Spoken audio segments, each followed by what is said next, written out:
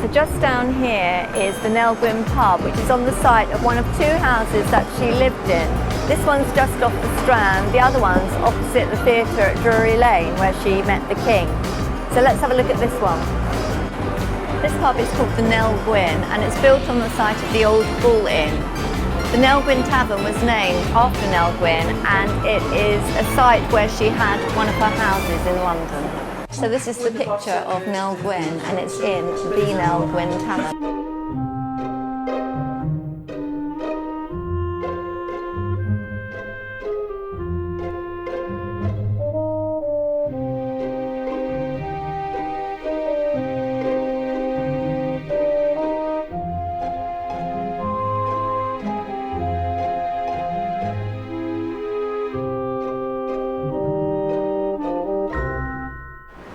This pub is called Nel of Old Drury, and it's situated opposite the Drury Lane Theatre. Nel was an orange seller outside the Drury Lane Theatre, and it's there that she came to the attention of Charles II. They were only allowed to sell oranges to people sitting in the stalls because they didn't want the actors pelted from the balconies with oranges. It would have been too painful. Nel Gwynne regularly appeared here. It was built at the behest of Thomas Killigrew, and it was the first place where actresses appeared on stage, as previously men had played all the women's leading roles. And Charles II was a frequent visitor, and it was also known as the King's Playhouse. This is the site of Samuel Pepys' house when he lived near Pall Mall. Samuel Pepys was a diarist at the time of Nel Gwynne. He was a big fan of Nel and also of Barbara Villiers, another of Charles II's mistresses. There are two stories.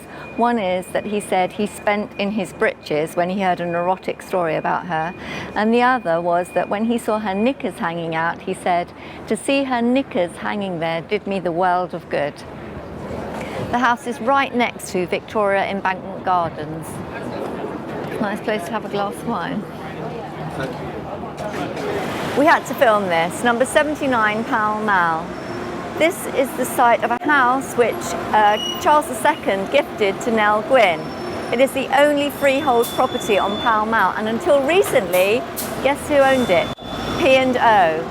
All the rest of the houses along this road are owned by the Crown.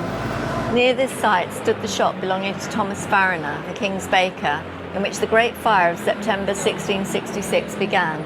Here I am in Pudding Lane, which must look very different now from Nel Gwynne's time. The monument to commemorate the Great Fire of London in 1666 stands right by London Bridge.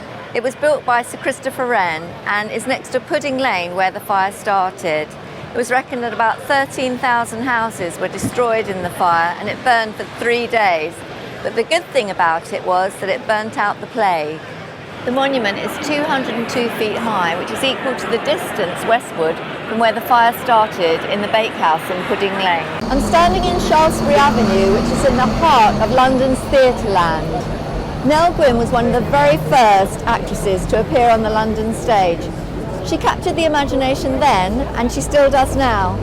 And tonight there is a play on all about her at London's Apollo, which we're off to see in a moment. So behind me is where Ernest Hemingway wrote 8 novels. He used to get up at 6:30 every morning and go and write.